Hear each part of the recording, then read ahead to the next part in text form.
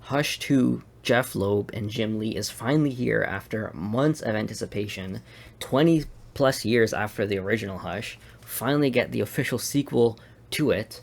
Now, what I think of the original Hush is it's a fine story. I enjoyed it.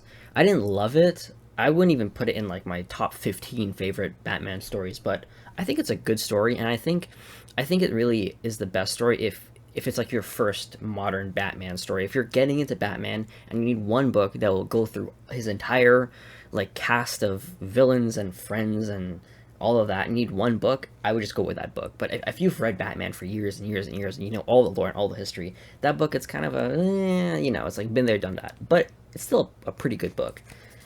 This, on the other hand, I really, really, really like it. This is a great first issue. It has me so hooked. I'm so excited for what's to come. Um, a super fast-paced read, no downtime, just go, go, go, go, go. Batman's fighting the Joker. Batman gets beat up. Batman's drowning. Joker gets kidnapped. Talia al Ghul saves Batman. Joker gets tortured by Hush. Batman can't, like, it just goes bang, bang, bang, bang, bang. And I really do like it. This is such a step up from the previous arc where I felt like it just nothing really happened. You would have a whole issue of just nothing consequential at all, and in the end they would tack on this part where it's like, oh, tune into the next issue because that might be important next issue. But like, this is like, so much is happening in the first issue, and it has got me hooked. It has got me hooked so much. The art, I mean, do we even have to talk about the art? It's freaking Jim Lee. Of course it's great. I don't know, it's like, there's not a specific panel to show you because every panel is a top tier panel. It looks great. Also, we got the OG Bat logo back. I'm happy about that. I love seeing the classic Bat logo. The part where Hush kidnaps the Joker and he puts this device in his mouth, that very ironic because the Joker has a blabbermouth. He loves to laugh, loves to talk. So this, the one thing that he tortures him with is this like device that makes your mouth wider and wider and wider. And it's that thing they put on you like in a dentist's office that makes you quite uncomfortable. It keeps your mouth like this. But the thing just gets bigger and bigger and bigger. And oh my gosh, just looking at this image, just makes me squeam. It's like, oh, that's like, that gotta be such a terrible feeling. But you don't feel bad because it's the freaking Joker, so I don't really give a shit. But like, just looking at it is like, oh, I don't want to think about that.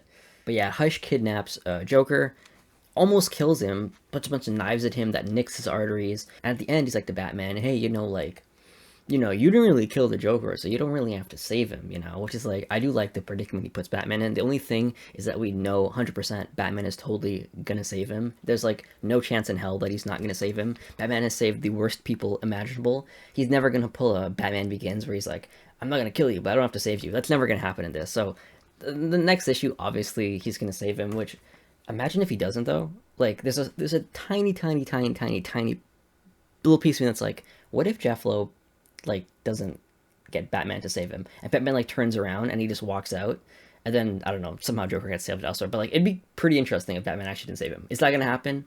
99.9% chance not gonna happen. I would say this is a kind of a nitpick, but my one small critique of the book is it's set up at the end, where like at the end there's like this inner monologue that Batman's doing where he's like, who could have set this up? Who could know me so well that would know my history and my past and who my identity, blah, blah, blah. Who would know me so well that could set this whole thing up? And at the end, he reveals to himself that, oh, it must be Hush. It must be Hush. But it's like, it's not really a reveal because, well, number one, it's because this book is literally called Hush, so no shit. But like, they literally show it's Hush, like right here.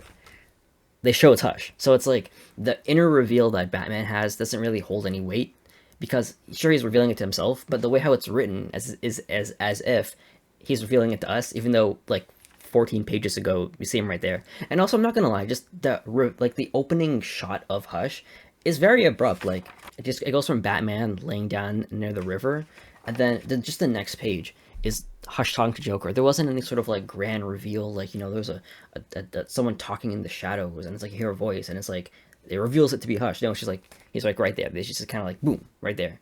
So it's like again, the whole thing at the end where Batman's slowly revealing who this mystery man is like we know who it is. So you don't have to be all dramatic about it, Bruce.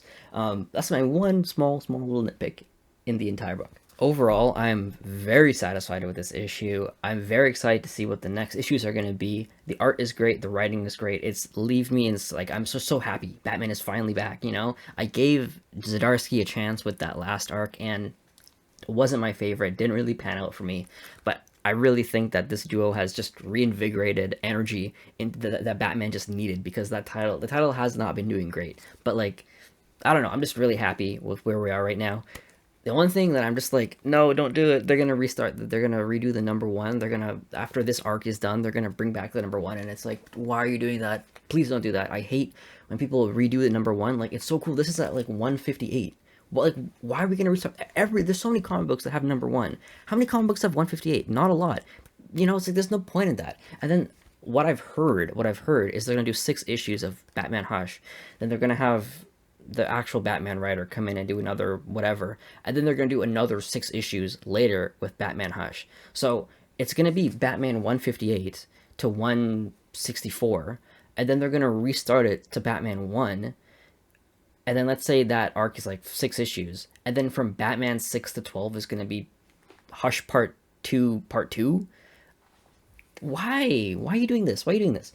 That's what I've heard. I don't know if that's true or not, but I heard they're gonna do a pause, do another 6 issues later down the line.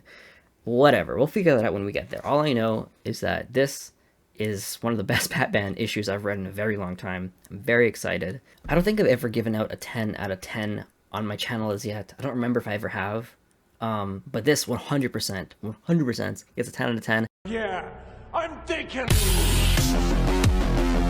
I have little nitpicks here and there with how certain things are kind of lined up. Another thing I have is like if Hush is the one that kind of orchestrated the whole plan with the fish and everything, and Joker wasn't on it. So how did he get Joker to do the fish stuff? How did he convince him to do it and then capture him and then torture him? Like, did Joker really sign up for that? If not, and if he did, why? Like, I don't know. Something doesn't add up with that. But I love this, and I'm super excited for next month. Shout out to Jeff Loeb. Shout out to Jim Lee. You guys are rock stars. 10 out of 10.